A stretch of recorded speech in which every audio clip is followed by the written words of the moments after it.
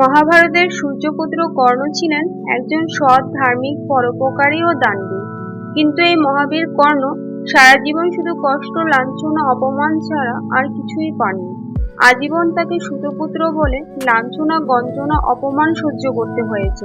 এমনকি কুরুক্ষেত্রের যুদ্ধের আগে ইন্দ্রদেব ছলনা দ্বারা তার কবচ ও কুণ্ডল নিয়ে নিয়েছিলেন। মহাভারতের যুদ্ধে যখন কর্ণের অন্তিম সময় উপস্থিত হয়েছিল, তখন কর্ণ শ্রীকৃষ্ণকে প্রশ্ন করেছিলেন, হে বাসুদেব, আমার কি অপরাধ ছিল? আমার মৃত্যু যখন উপস্থিত, তখনও কেন ছলনার আশ্রয় নিতে হয়েছে? তখন শ্রীকৃষ্ণ উত্তরে কি বলেছিলেন তা জানবো আজকের এই ভিডিওতে। সবাইকে আমার চ্যানেলে সুস্বাগত। যদি ভিডিওটি ভালো লাগে তবে চ্যানেলটিকে সাবস্ক্রাইব করে আমার পাশে থাকুন। সূর্যপুত্র কর্ণ শ্রীকৃষ্ণকে বললেন, হে বাসুদেব, আমার মা আমার জন্মের সঙ্গে সঙ্গে আমাকে ত্যাগ করেন। এতে আমার সত্যিই কি দোষ ছিল? গুরু দ্রোণাচার্য আমাকে শিক্ষাদান করা থেকে বিতাড়িত করেন, কারণ আমি ক্ষত্রিয় ছিলাম না।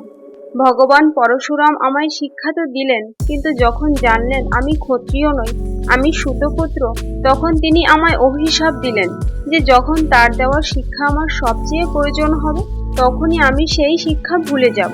এতে আমার কি দোষ ছিল বাসুদেব?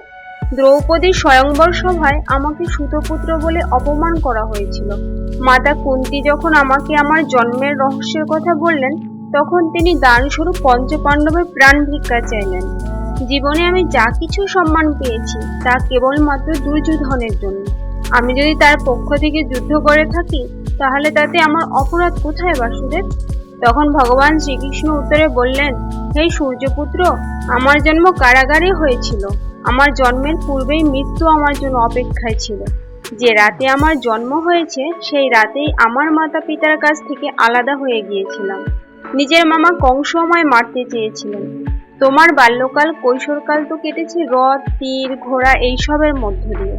কিন্তু আমি যখন নিজের পায়ে পর্যন্ত দাঁড়াতে পারতাম না, সেই শিশুকালে আমাকে মারার জন্য কত রকমের আঘাত করা হয়। রাক্ষসদের সাথে লড়াই করতে হয়েছে, যাদের আমার মামাই পাঠিয়েছিল আমাকে হত্যা করার জন্য। যখন তোমার গুরু তোমার বীরতার প্রশংসা করেছিলেন, সেই বয়সে তো আমি কোনো শিক্ষাই পাইনি। তুমি তো যাকে ভালোবেসেছো তাকেই বিয়ে করতে পেরেছো, কিন্তু যাকে আমি ভালোবেসেছিলাম সেই রাধাকে কোনোদিন আমি পেলাম না। এমনকি এই যুদ্ধের শেষে আমাকে অভিশাপও দেওয়া হতে পারে। মাতাদের কষ্ট, দুঃখের কারণ হব আমি। নিজের প্রিয়জনদের থেকে বিচ্ছেদ হবে আমার। কর্ণ, একটি কথা স্মরণে রেখো, জীবন সবার জন্য সমান হয় না। হ্যাঁ, আমি মানছি তুমি যা করেছো তা দুর্যোধনের জন্য, কিন্তু তুমি কি গভীরভাবে কখনো ভেবে দেখেছো যে দুর্যোধন কেন তোমায় এতটা সম্মান দিয়েছে? শুধুমাত্র নিজের স্বার্থের জন্য কর্ণ। তুমি তোমার জাতিদের পরিবর্তনের জন্য যে লড়াই শুরু করেছিলে, সেখানে দুর্যোধন সমস্ত সূত ও নিচু জাতিদের সম্মান ও সমান অধিকার দেয়নি। কেন, এর উত্তর কি আছে তোমার কাছে? দুর্যোধন তোমার সামর্থ্যের উপর নির্ভর করে একের পর এক অধর্ম করে গেছে, আর তুমি সেই অধর্মের ভাগীদার হয়েছো।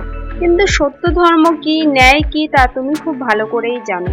যতই অপমান করা হোক, লাঞ্ছনা করা হোক না কেন, এবং আমাদের প্রাপ্য অধিকার আমরা নাই বা পেতে পারি, কিন্তু তাতে ভেঙে পড়ার কোনো কারণ নেই কর্ণ। তবে ওই সময়ে ওই সংকটের মুখোমুখি তুমি কিভাবে হচ্ছ, এই ঘটনার মাহাত্ম্য অনেক, আর তাতে তুমি ব্যর্থ হয়েছো। এই কারণেই আজ তোমার এই দিন দেখতে হচ্ছে। জীবন কাউকে ন্যায় দেয় না, এর অর্থ এই নয় যে জীবন তোমাকে অধর্ম করার অনুমতি দিচ্ছে। আজ তোমার মৃত্যু নিশ্চিত, তাও অর্জুনের হাতে। এমত অবস্থায় কর্ণ শ্রীকৃষ্ণকে বললেন, হে বাসুদেব, আমি মৃত্যুকে ভয় পাই না, আমি মৃত্যুর জন্য প্রস্তুত, কিন্তু আমার সামর্থ্যের কি হবে? তখন শ্রীকৃষ্ণ বললেন, হে কর্ণ, তুমি তোমার বিদ্যা ভুলে গেছো। তোমার রথের চাকা মাটিতে আটকে গেছে, তুমি নিরস্ত্র। এইসবের সুযোগ নিয়ে তোমাকে বধ করতে হচ্ছে। এটা কি তোমার সামর্থ্যের পরিচয় নয়? তোমার সামর্থ্যের কথা সারা বিশ্ব জানে। পরবর্তী যুগে তোমারই জয়গান হবে সূর্যপুত্র দানবীর কর্ণ নামে।